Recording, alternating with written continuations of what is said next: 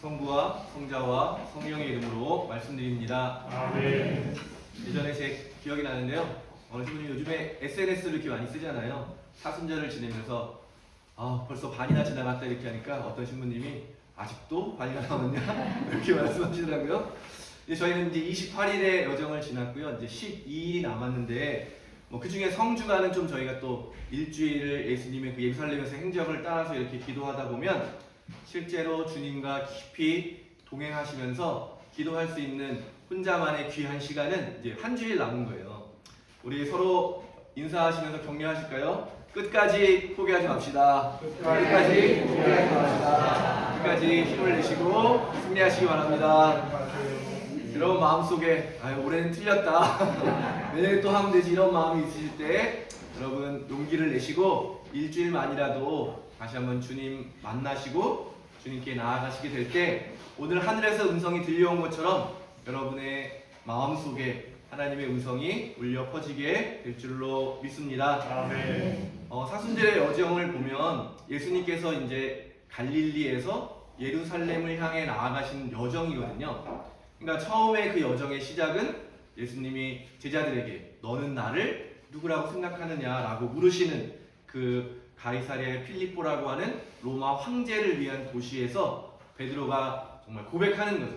그런 세상에서 선생님이야말로 예수님이야말로 살아계신 하나님의 아들이시고 그리스도이십니다. 온 세상을 구원하실 분이십니다라는 고백을 했을 때 그때 비로소 이제 예수님이 자신이 예루살렘에 가야 되고 가게 되면 너희들이 생각하는 것처럼 왕이 되는 게 아니라 미움을 받고 죽임을 당하고 마침내 부활하게 된다라고 하는 그런 순환과 부활에 대한 가르침을 이제 해주시게 됐어요. 그러면서 이제 예루살렘을 향한 여정을 계속 가게 되는 겁니다. 제자들에게 그 이후로도 두 번 더, 총 3번의 순환과 부활에 대한 이야기를 해주셨는데 제자들은 전혀 그 말을 깨닫지 못해요. 여러분 우리는 부활이라고 하는 신앙을 여러 번 들어서 알고 있고 예수님에 관한 이야기도 아주 오랫동안 들어서 알고 있는데 한 번도 예수님에 대한 이야기를 듣지 못한 사람에게 부활을 얘기한다면 어떤 반응을 보이겠어요? 듣자마자 아멘! 이렇게 하는 사람이 있을까요? 들었을 때 뭐랄까요? 좀 어디 정신과 어디 한번 진료를 받아보시면 어떻습니까? 죽은 사람은 절대 살아날 수 없습니다. 한 번 죽으면 끝입니다. 이제 이런 반응이 대부분일 것이고 제자들도 그 부활을 경험하기 전까지는 예수님의 말씀과 예수님의 행동을 다 이해하지 못하는 거예요. 성서의 어떤 구절을 보면 예수님이 부활하신 이후에야 그 말씀을 온전히 깨닫게 되었다라고 하는 설명을 하게 되는 거죠. 그래서 우리가 부활에 이르지 못하면 우리의 신앙은 반쪽일 수밖에 없는 거예요. 내 힘과 내 노력으로는 다다를 수 있는 한계가 분명히 있다는 것입니다. 그 한계의 모습을 이 제자들의 모습을 통해서 우리에게 보여주고 있는데요. 예수님은 하느님의 뜻을 이루기 위해서 길을 가고 있는데 제자들은 그런 예수님을 따라가면서도 여전히 자기 자신의 뜻을 이루기 위해서 예수님과 함께 가고 있습니다.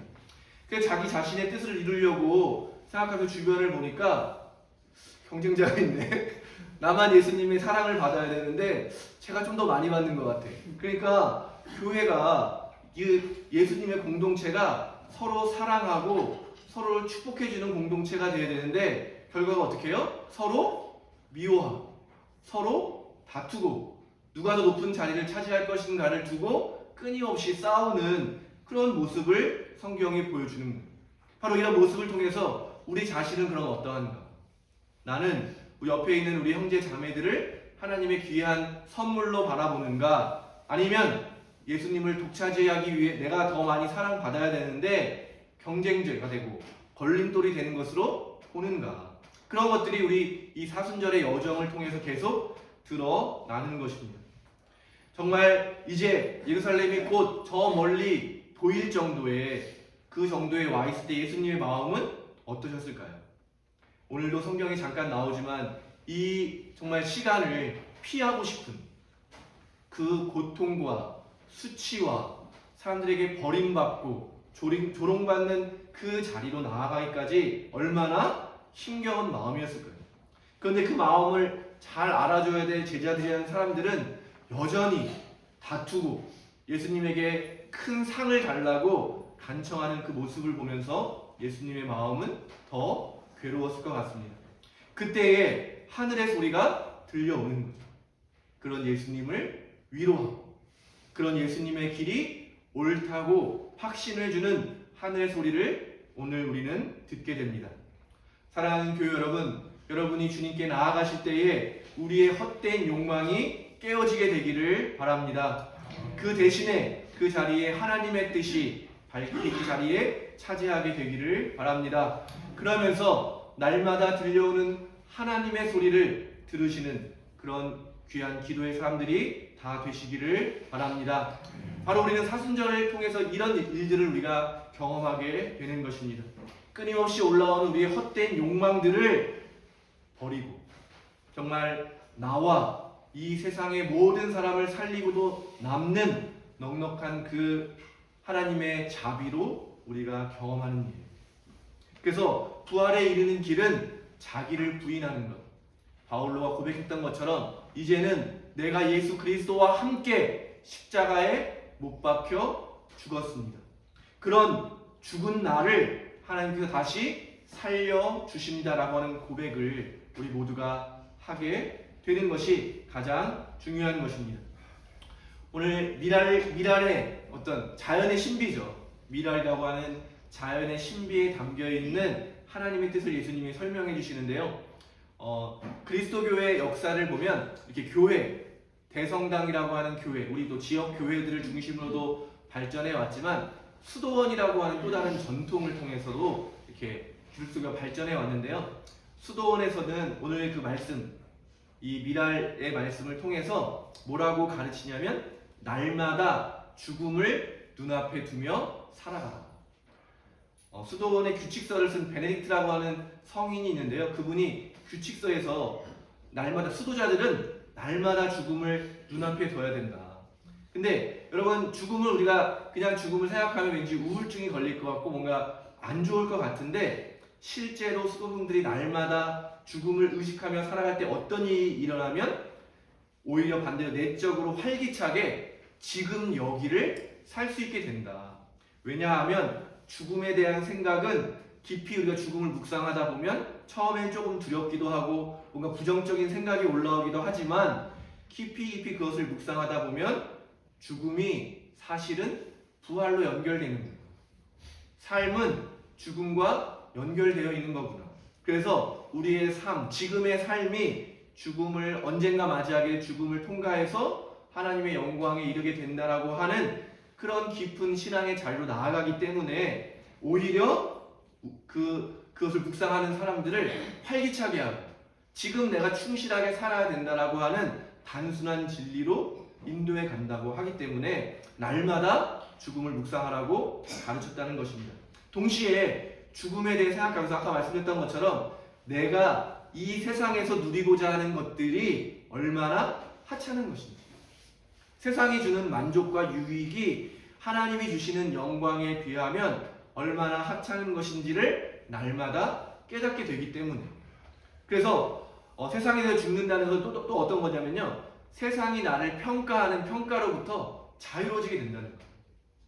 그거밖에 안 되냐? 왜 그거밖에 못했냐라고 하는 끊임없는 세상의 소리에 건드릴 수 없는 내 안에 깊은 곳에 존재하는 신적인 존엄성이 있다는 것을 깨닫게 되는 거죠. 그러니까 내가 어떤 일을 잘해서, 어떤 자격증을 땄기 때문에, 어떤 일을 하기 때문에, 어떤 대단한 것을 가지고 있기 때문에 어떤 존재가 되는 것이 아니라 그런 것과는 전혀 상관없이 하나님이 나를 바라봐 주시고 나를 붙들어 주시는 그 깊은 존재의 근원이 있다는 것을 알게 될 때 비로소 우리는 세상으로부터 자유로워질 수 있다. 근데 그 출발이 어디예요? 그 시작점이 죽음에 대한 묵상에서부터 이 일들이 시작된다고 하는 것입니다. 또 하나의 유익이 있는데 그것은 수도원은 공동생활을 하잖아요. 그 수도원에서 제일 어려운 것 중에 하나가 원수가 생겼을 때. 여러분 원수가 생기면 어떻게 해요? 피하면 되잖아요. 근데 수도원에서는 피할 수가 없잖아요. 그러니까 날마다 원수를 맞이하는 그렇게 되니까 그게 너무너무 괴로운 일이거든요. 근데 죽음을 날마다 가까이 두고 묵상하다 보면 이제 내가 누구를 판단하지 않게 되는 거예요.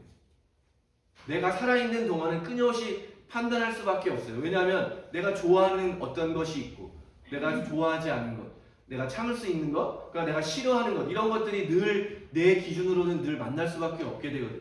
근데 내가 죽었다라고 하는 것은 그 어떤 것을 있는 그대로 그냥 받아들인다. 싫더라도, 나를 좀 괴롭게 하더라도 그것을 미워하거나 그것을 판단해가지고 가치 없다고 하지 않고 그냥 있는 그대로 받아들이는 훈련을 하게 된다는 거죠.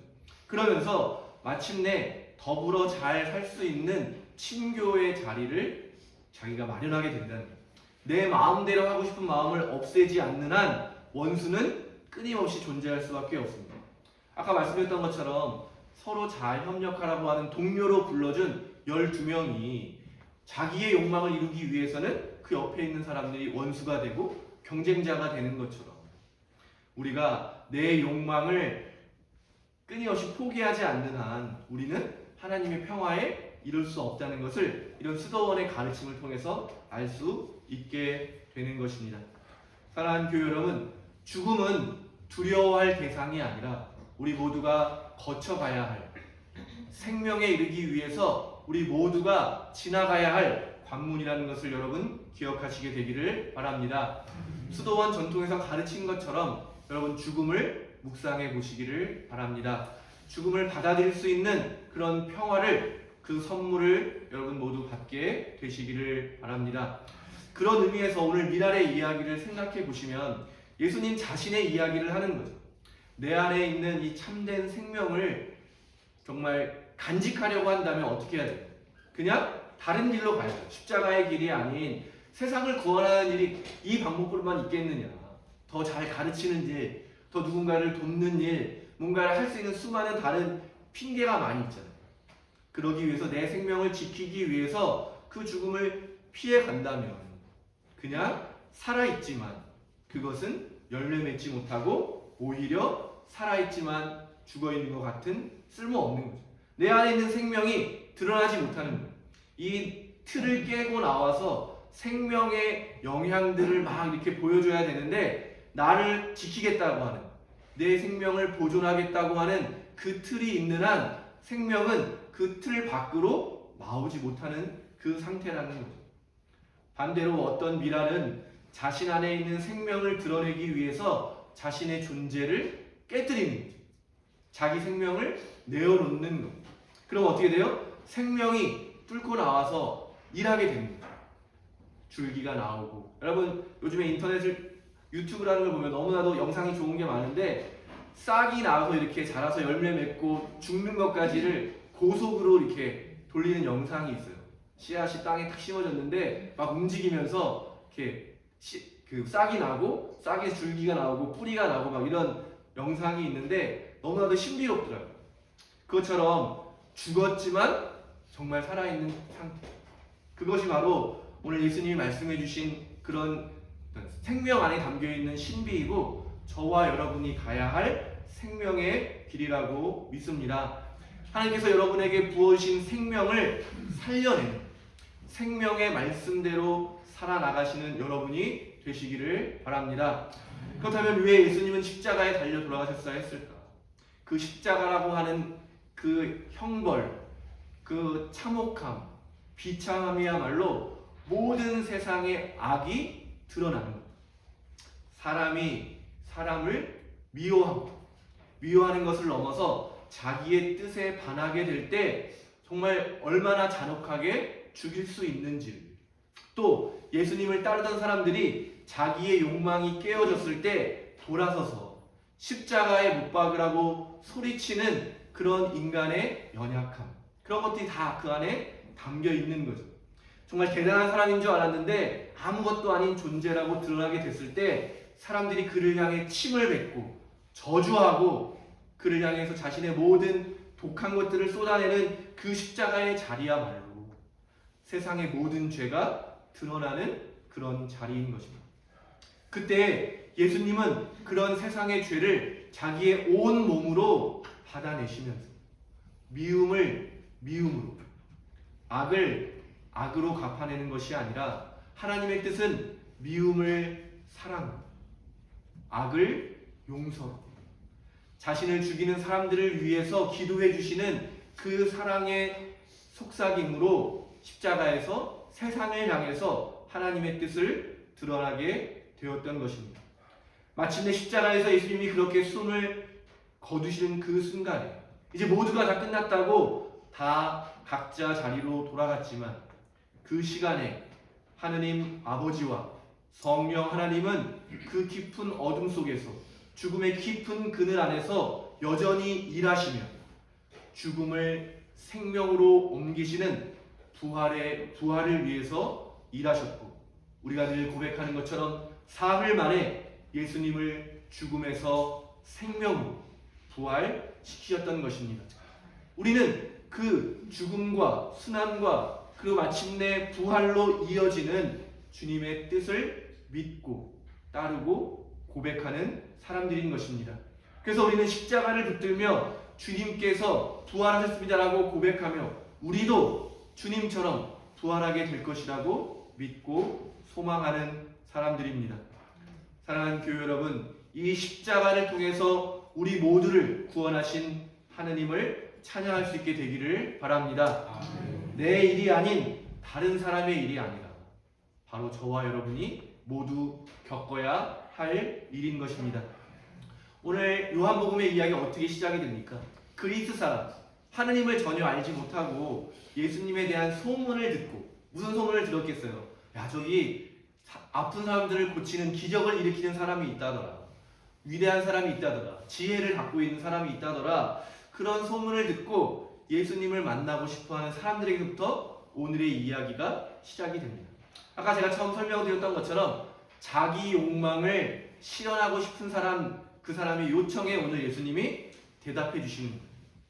너희들이 나를 만나고 싶어 하는데 내가 있어야 할 곳은 십자가의 순환의 자리이다. 그리고 그 자리는 아버지를 통해서, 아버지와 성령을 통해서 부활의 자리로 변화될 것이다. 나를 만나고자 한다면 제자들에게 하신 말씀이죠. 누구든지 자기를 부인하고 자기 십자가를 지고 내가 있는 그곳으로 오면 나를 만날 수 있다. 그래서 이 말은 이방인들을 위한 말이기도 하지만 바로 오늘 지금 주님을 만나고자 이 자리에 앉아있는 저와 여러분을 향한 선언이기도 합니다. 누구든지 나를 만나려고 하거든 내가 있는 곳으로 와. 그곳에는 영광이 있고 참 생명이 있고 참 평화가 있고 서로가 서로를 더 이상 미워하고 저주하지 않는 사랑이 가득한 곳이다. 우리가 오늘 주님의 초대에 응답해서 한 주일 동안 주님을 더 깊이 묵상하고 사랑하면서 마침내 십자가의 자리로 나아갈 수 있는 용기를 우리 모두가 얻게 되기를 바랍니다. 주님의 순환, 주님의 고난이 아니라 우리 교회의 고난, 저와 여러분의 고난의 자리로 우리 모두 나아가게 되기를 바랍니다. 그때에 우리가 바랬던 것들이 얼마나 부질없는 것인지, 그저 안개처럼 사라져버리는 그 욕망 대신에 영원하신 하나님의 뜻이 우리의 삶의 중심이 되는 놀라운 변화를 우리가 경험하게 될 것입니다. 이 세상에 있지만 우리가 볼 수 없는 이 세상 너머에 있는 하나님의 뜻이 이루어지는 하느님 나라를 우리가 맛보게 될 것입니다. 한 주일 동안 성령의 도우심으로 오늘 예수님을 향해 들려오신 그 하늘의 소리가 여러분의 기도의 자리에도 울려 퍼지게 되기를 바랍니다. 내가 이미 내 영광을 드러냈고 앞으로도 드러내리라. 예수님을 통해서 말씀하셨던 이것처럼 사랑하는 교회 여러분, 한 분 한 분에게 너를 통해서 내 영광을 드러냈고 또한 앞으로도 너를 통해 내 영광을 드러낼 것이다라고 하는 이 놀라운 약속과 축복의 말씀을 들으시는 귀한 한 주가 되시기를 예수님의 이름으로 축원드립니다. 성부와 성자와 성령의 이름으로 말씀드렸습니다.